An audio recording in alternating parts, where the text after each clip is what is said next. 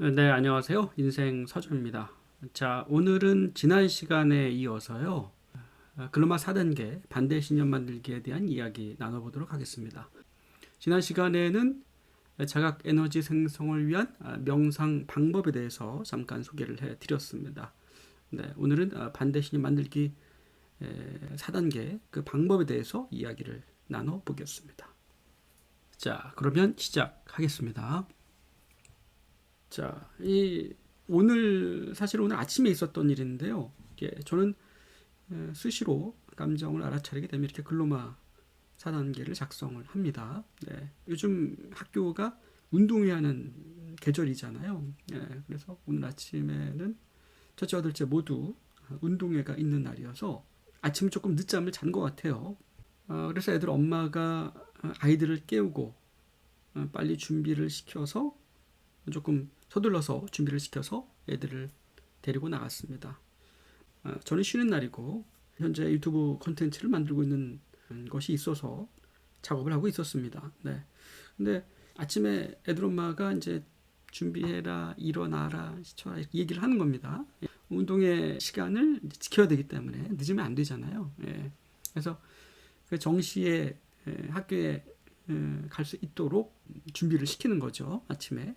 저는 제가 할 게 있어서 이 방에서 집중하고 있었고, 근데 애들 엄마, 제 와이프가 기분이 나빠 보이진 않았어요. 근데 습관적으로 제가 보기에 습관적으로 아이들을 좀 닥달한다는 느낌을 받은 겁니다. 제 마음에서.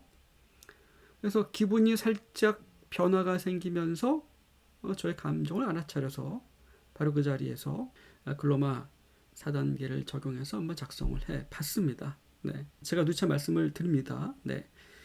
글로 표현한다라고 하는 것은 쓰기 탐색입니다. 그래서 마음에 있는 것들을 그대로 옮겨 적대 써가면서 안에 있는 신념을 파악해 보는 거죠. 자, 첫 번째, 표면의 식상에서 알아차린 생각은 자주 부른다라는 생각이었습니다. 그래서 자주 부른다. 이 마음이 하는 얘기를 그대로 적었습니다. 자주 부른다라는 그 생각 안에 또 다른 여러 가지 감정들이 섞여 있겠죠.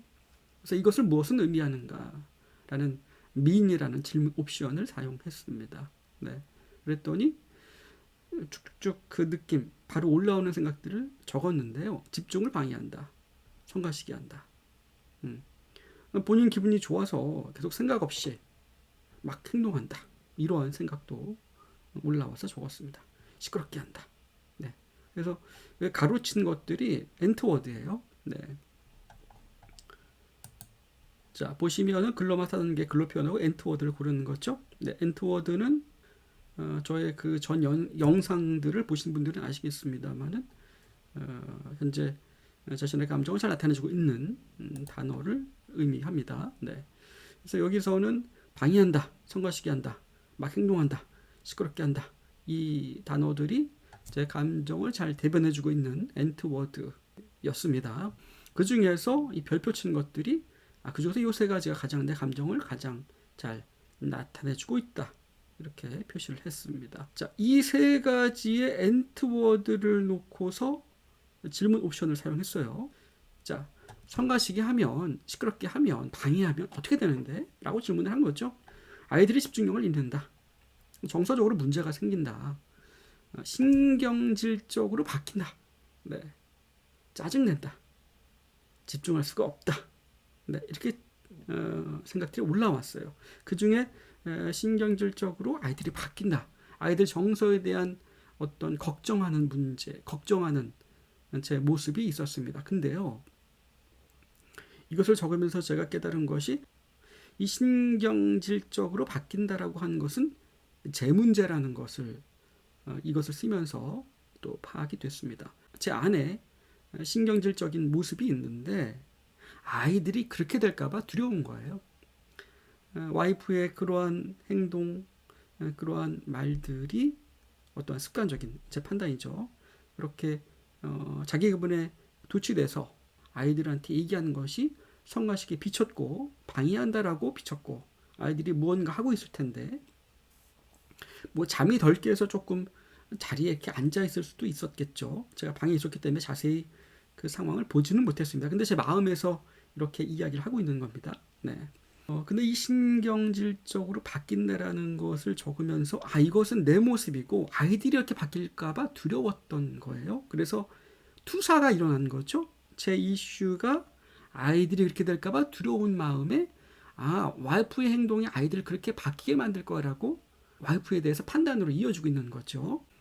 자, 그 다음에 집중할 수가 없다라도 이것도 엔트워드였는데 집중할 수가 없다라는 것도 제 이슈였습니다. 아이들이 집중할 수 없잖아라고 처음에 생각했는데 그게 아니었어요.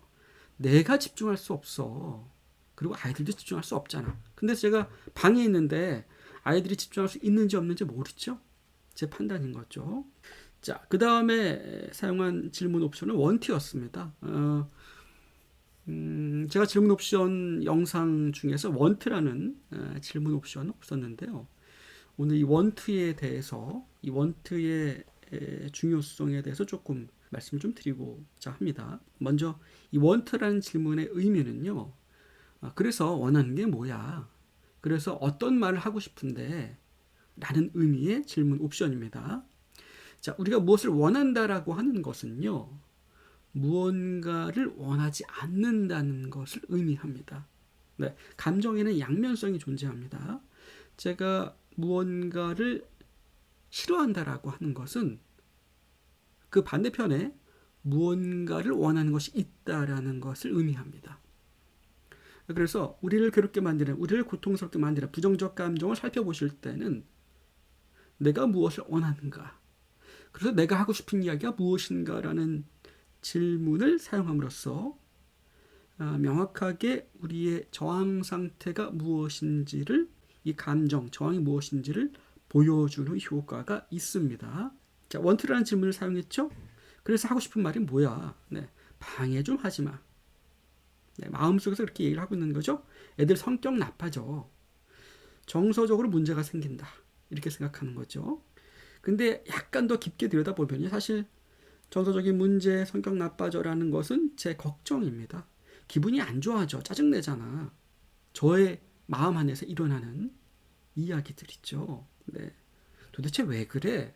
라는 이야기도 써졌습니다. 네. 그래서 이 내용들 중에서는 위에 세 개의 문장이 엔트 워드였어요. 방해 좀 하지 마. 성격 나빠져. 그 중에 이 첫 번째 문장이 엔트 워드였습니다.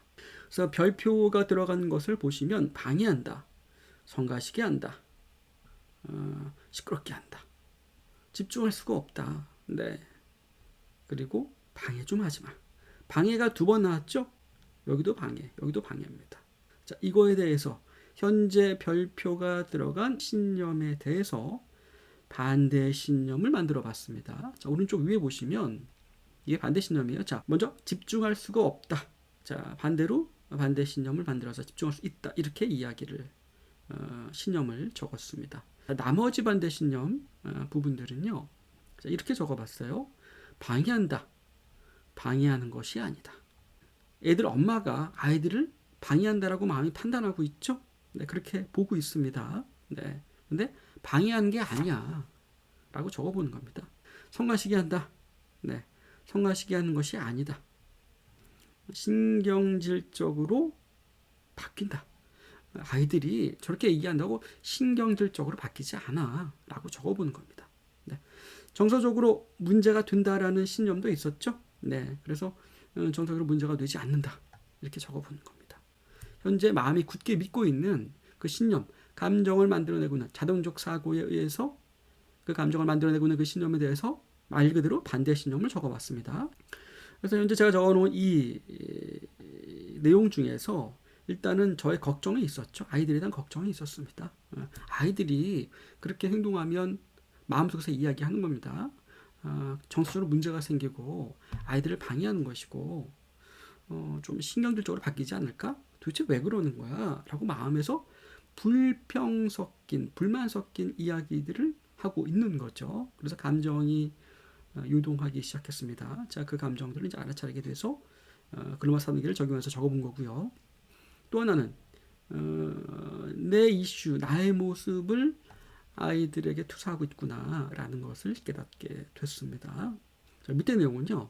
반대 신념, 방해하는 것이 아니라면, 성가시게 하는 것이 아니라면, 신경질적으로 바뀌는 것이 아니라면, 그러면 뭘까?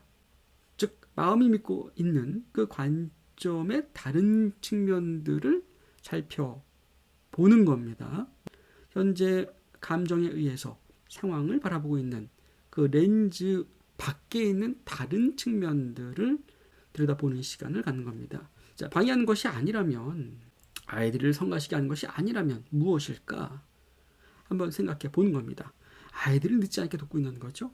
네, 애들 엄마가 빨리 준비해서 갈 수 있도록 독려하고 있는 겁니다.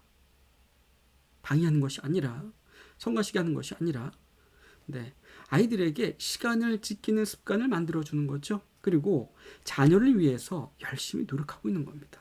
어떻게 보면 빨리 준비하자, 빨리 옷 입어, 빨리 우리 일어나서 이렇게 할까? 자녀 첫째와 둘째 이름을 불러가면서 얘기하고 있는 것은 어떻게 보면 애들 엄마가 솔선수범하고 있는 거죠. 그런데 마음은 아이들을 방해한다, 정서를 나쁘게 할 거다라고 반응하고 있는 겁니다. 그 다음 문장은 무엇보다 기분이 좋다. 네, 이건 뭐냐면요. 그렇게 행동하고 있는 제 와이프가 기분은 좋아 보였어요. 아침에 운동회가 있는 날이고 날씨도 좋고 아이들을 데리고 나가는 그 말하는 어투나 그러한 것이 기분이 나빠서 하는 행동이 아니라 조금 기분이 좋은 상태로 본인이 좀 오히려 들뜬 상태로 네, 조금 들뜬 상태로 아이들에게 독려하는 모습이었습니다. 근데 제 마음에서는 이렇게 성가시게 아이들한테 그렇게 얘기를 하는 거야. 혼자 기분에 도취되어 이렇게 막 함부로 말하고 있는 거야 라고 불평 섞인 이야기들을 제 마음에서 하고 있는 거죠. 그래서 그것이 아니라면 애들 엄마는 기분이 좋아 보였어. 그래, 기분이 좋은 것 뿐이야. 이렇게 이 마음이 보지 못하는 측면들을 적어보는 겁니다. 그리고 이렇게 적다 보니까요. 그 누구보다 자녀를 사랑한다라는 글이 나왔어요. 그래도 아버지들보다는 엄마가 아이들에 대한 신경을 더 많이 쓰고 자녀를 더 사랑하는 마음이 클 거라고 생각을 합니다. 물론 모성애와 부성애가 좀 다르죠. 근데 자녀를 사랑하는 만큼 부성애가 따라가지는 못할 겁니다. 신경을 많이 쓰고 있다. 신경을 많이 쓰고 있잖아. 자녀들을 위해서. 그 누구보다 자녀를 사랑하는 모습이야. 라고 어떤 제 마음에서 어떤 진실이라고 느껴지는 그러한 생각들이 올라왔습니다. 네. 이거는 자동적 생각이 아니고요. 이렇게 적다 보니까 그래 내가 보지 못하는 모습들, 놓치고 있는 모습들을 이렇게 생각이 또 올라와서 적게 된 거죠. 네.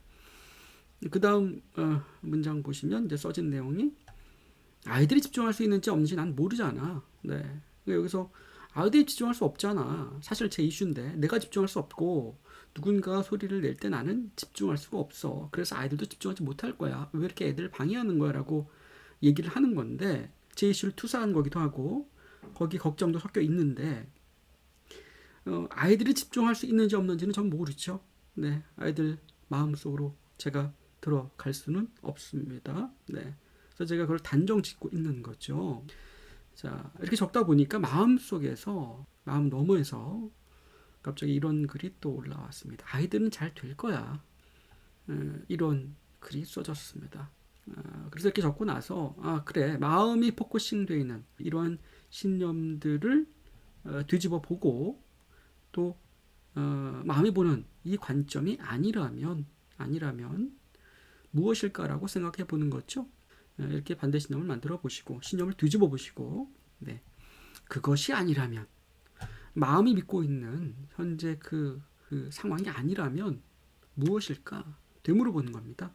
그래서 현재 그 마음이 보지 못하는 측면들을 적어 보시는 겁니다. 그렇게 되면은요 마음이 집중되어 있는 그 신념에서 벗어나서 그렇지 않지라는 좀 주의를 분산시키는 효과가 있고요. 그 다음에 요 문장 있죠? 예, 요 문장을 네 여기 있는 내용 말고요. 네, 여기 있는 문장을 소리를 내서 한번 읽어봅니다. 예, 여기에 포커싱을 두는 거죠. 여기에서 여기로 포커싱을 두는 겁니다. 우리가 현재의 상황을 객관적으로 바라본다라고 하는 것, 여러분도 현재 이렇게 읽어보시면서 저와 함께 이것을 들어보시면서 느끼셨을 거예요. 사실 현재 상황이 팩트가 사실이 어느 부분에 더 가까울까요? 측정하기는 어렵습니다. 그러나 사실 제 마음이 쏟아낸 이 내용들보다는 여기가 더 가깝겠죠. 훨씬 더 객관적인 상황을 이 내용들이 의식적 사고를 함으로써 보지 못한 부분들을 우리가 바라볼 수 있게 됩니다. 네. 이 부분을 소리내서 집중해서 2번, 3번 읽다 보면은요, 그래 이거지 라고 하면서 현재의 감정을 조금 더 관찰할 수 있게 되고, 매몰되어 있던 감정으로부터 빠져나와서 더 객관적으로 현재 상황을 조망할 수 있게 된다. 이렇게 좀 말씀을 드리겠습니다. 네. 자, 이것은요, 노트에 직접 제가 이제 방금 전에 보여드렸던 그 내용, 적었던 내용입니다. 노트에 어떻게 적는지 한번 보여드리기 위해서 직접 사진으로 갖고 왔습니다. 여러분들 자각 노트를 하나 준비하셔서요, 감정의 변화가 있을 때, 기분의 변화가 있을 때 알아차릴 생각들을 글로 묘사하고 표현하고 엔트워드를 골라보시고 타고 들어가는 그러한 시간을 갖는다면 어떠한 자신의 모습들을 조금 더 깊이 있게 돌아보는 시간을 가질 거라고 생각이 됩니다. 네. 자, 보시면은요, 노트에 적는 방식을 좀 보여드리고 싶어요. 근로마사단계를 적용하겠다, 작성해 보겠다라고 했을 때 어떤 식으로 적느냐, 노트에 종이에 적을 때 그 방법에 대해서 조금 소개를 해드리겠습니다. 먼저 알아차린 생각을 적습니다. 한 문장이 될 수도 있고요, 여러 가지 문장이 또 한꺼번에 나올 수도 있겠죠. 예. 그 다음에 질문 옵션을 사용하고, 질문 옵션 적을 때는요, 그 밑에 보시면은 여기서는 제가 이거를 옮겨서 바로 이렇게 워드로 치다 보니까 질문 옵션이 왼쪽에 가 있잖아요. 노트에 적을 때는 오른쪽에 적습니다. 오른쪽에 적고 이 질문 옵션에 대한 내용을 또 밑에 적는 거죠. 네, 질문 옵션을 적고 또 거기에 대한 올라오는 생각들을 적고 엔트워드를 골라보고 엔트워드에 대한 질문 옵션 원트를 적었죠. 네, 그 다음에 거기에 대한 또 올라오는 생각들을 글로 표현을 했습니다. 네, 자, 이게 오른쪽에 질문 옵션을 적는 이유는, 자, 여기에 한 줄이 비게 되죠. 예, 마음이 쏟아내는 그 내용들이 중간에 한 줄씩 이렇게 띄어서 적게 됩니다. 그래서 오른쪽에는 질문 옵션이 나란히 써지게 되고요, 왼쪽에는 마음이 쏟아내는 내용들이 쭉 나오게 되고, 중간중간에 질문 옵션이 들어갈 때마다 한 줄씩 비게 됩니다. 그래서 이렇게 쭉 읽어볼 때요, 내 마음이 이런 식으로 얘기를 했고 내가 어떤 질문 옵션을 사용해서 이런 것들을 찾아냈구나. 읽어봤을 때, 이 내용을 이렇게 읽어봤을 때, 이 안에서 또 다른 게 보여지는 것들이 있습니다. 아까처럼 이건 내 이슈네, 내 모습에 대한 투사네, 이렇게 보여지는 것들이 있어요. 이것이 바로 가시화시키는, 언어화시키는, 글로 묘사하는 과정의 큰 장점이라고 볼 수 있겠습니다. 적어보시고 여기에 대한 반대 신념을 밑에 신념을 뒤집어 적어봤죠. 네. 그래서 걱정과 투사라는 단어도 여기 보입니다. 적었죠. 이 V 표시가 되어 있는데 반대 신념을 적다 보니까 신경질적으로 바뀌지 않는다. 이 신념이 여기 보시면 신경질적으로 바뀐다. 이 내용이 별표가 쳐져 있지 않죠. 적다 보니까 요게 가장 핵심적인 감정을 만들어내는 핵심적인 어떤 그런 신념이구나라는 것을 다시 또 깨닫게 됐어요. 이 5개의 신념 중에서 아이들이 신경질적으로 바뀔지 모른다라는 두려움이 있었던 겁니다. 근데요, 그 두려움의 원천이 저 자신이에요. 내 안에 신경질적인 모습이 있고 아이들도 그렇게 될까봐 두려운 겁니다. 네, 그래서 그 두려움이 어떠한 이야기를 만들어내요? 제 아내가, 애들 엄마가 그렇게 얘기하고 말하는 것, 조금 생각 없이 그렇게 좀 말하는 거 아닌가? 자신의 기분에 도취돼서 이렇게 막 판단하고 있는 거죠. 이야기를 만들어내고 있는 거죠. 네, 마음속에서 어떠한 사실과 관계가 없는 대상을 만들어냅니다. 신경질적으로 바뀔지 모른다라는 걱정이 있었던 것이고, 제 모습을 투사시키는 그 두려움이 와이프에 대한 이야기를 만들어내고 있는 거죠. 네. 그래서 감정이라고 하는 것은 이야기를 만들어냅니다. 제가 이것을 보지 않았다면, 도대체 왜 그러는 거지? 불평불만이 계속 커지겠죠. 불평불만이 커지는 그 이야기는 제 자신에게 현실입니다. 그리고 도대체 우리 와이프는 왜 그렇게 행동할까? 이렇게 불평을 하고 있었겠죠. 네. 또 한 번 그런 모습을 보이면 와이프한테 좀 그러지 좀 마 라고 핀찬을 주거나 제 불평들을 쏟아냈을 겁니다. 근데 글로마를 작성함으로써 이것이 내 문제에 대한 투사가 일어나고 있고 내 안에 이러한 걱정들이 있구나 라는 것을 통찰하게 된 거죠. 깨닫게 된 겁니다. 네. 그래서 이 내용을 바탕으로 그것이 아니라면 무엇일까라고 마음이 놓치고 있는 내용들에 대해서 다른 측면들을 적어보는 겁니다. 네. 마음은 이러한 내용들, 즉 자동적 사고에 의해서 이렇게 현실을 만들어내고 있는 거죠. 포커싱이 되어 있는 겁니다. 다른 측면들을 보질 못해요. 네. 벗어나서 이것이 아니라면 어떠한 측면이 있을까? 무엇일까라고 적어본 겁니다. 이것이 마지막에 읽어드렸던 내용이 되겠습니다. 여기에서 적으면서 제가 조금 와닿은 것은 그 누구보다 자녀를 사랑하는 사람은 나보다도 애들 엄마잖아 라는 글이 써졌어요. 쓰면서 조금 그러네 라고 동의할 수밖에 없었던 내용이었습니다. 네. 그래서 반대 신념을 만든다라고 하는 것은요, 두 가지의 큰 의미가 있습니다. 네, 첫 번째는 이렇게 현재 신념을 뒤집어 봄으로써 보지 못하는 다른 측면들을 생각할 수 있게 해준다. 이것이 첫 번째고요. 두 번째는 자신의 감정 에너지를 감각을 통해서 느낄 때 이 반대 신념, 즉 신념을 뒤집는 과정으로 인해서 저항 에너지가 조금 더 활성화되는 것을 경험할 수 있게 됩니다. 그래서 충분히 그 감정 에너지를 더 느낄 수 있게 되고 직면할 수 있게 되는, 즉 연소시키게 되는 과정 속으로 더 들어가게 되는 것이죠. 네. 전 개인적으로 그 감정 에너지를 연소시킬 때 충분히 느끼는 시간을 갖습니다. 예. 그래서 대처를 하기보다는 먼저 제 마음 속에 있는 감정을 들여다보고 그 감정과 함께 있는 시간을 충분히 갖는 편입니다. 네. 대처라고 하는 것은요, 우리가 그 대처라고 하는 것은 사실 반응일 때도 많이 있습니다. 대처가 아니라 자신이 만드는 해석으로 인한 반응이죠. 적절한 대처도 필요합니다. 관계에서 우리가 사회생활 하다 보면요, 그러나 그 대처 자체가 자신의 반응에 의해서 만들어진 것들이 많이 있다라는 얘기입니다. 그래서 첫 번째, 자신의 마음이 만들어내고 있는 이 이야기를 파악할 필요가 있고요. 네, 그것을 그 안에 구심점에 있는 신념을 보고서 반대 신념을 만들어 볼 필요가 있다. 네, 그것이 아니라면 무엇이 진실일까? 네, 그 신념들에 의해서 우리가 보지 못하는 다른 측면들을 적어봄으로써 조금 더 객관적으로 그 상황을 조망할 수 있는 시간을 갖는 것.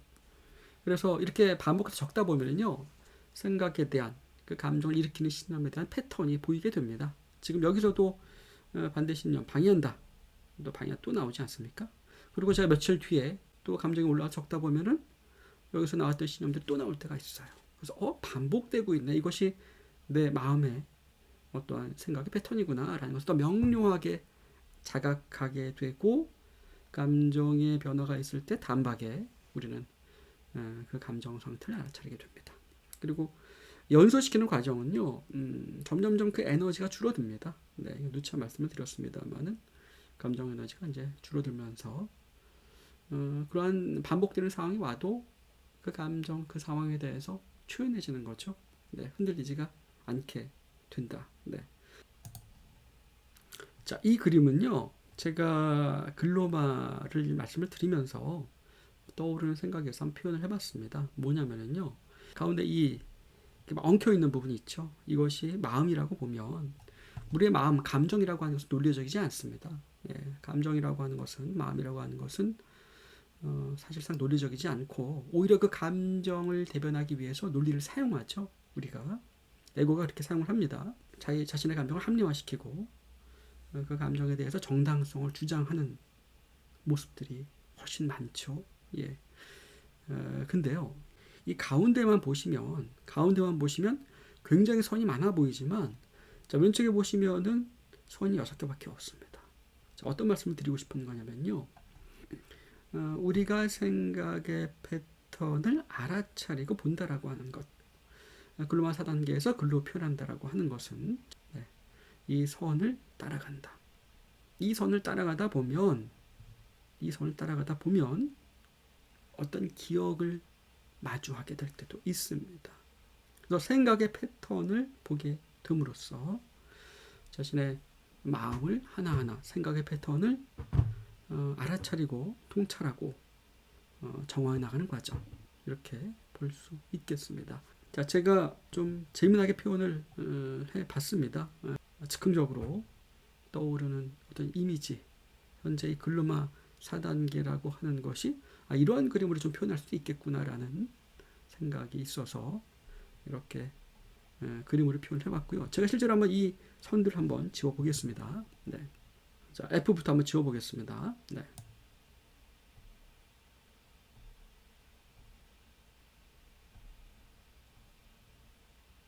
네, 다 지워졌죠? 예.